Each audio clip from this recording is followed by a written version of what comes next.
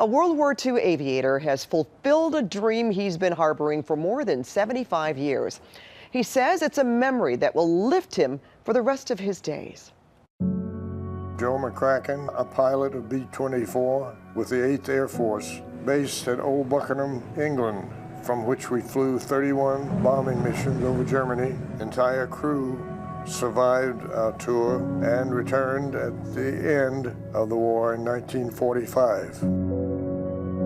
Joe McCracken was born in Alabama in 1922. He enlisted in the Army Air Corps in 1941. They just gave us calisthenics and food, and finally somebody got word that something was going to be straightened out. They began a new program, College Training Detachment. I happened to be the first name on that page.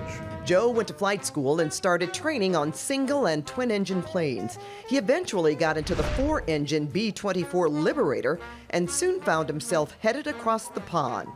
Eventually they put 4 heavy bomber crews, that's 10 people each, on our largest, fastest naval ship and sent us unescorted, except by blimp.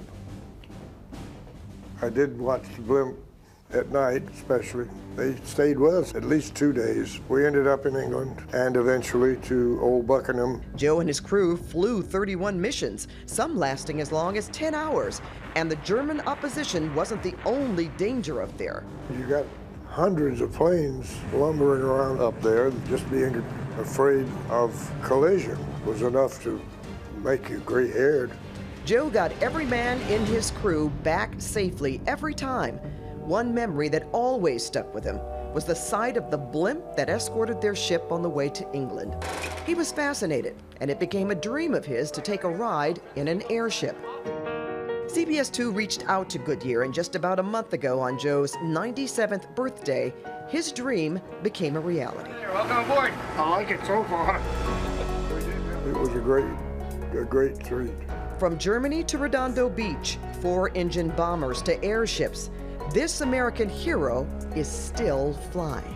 I have always been very proud of the service. I always was very happy to sign my name as being in the Army Air Corps.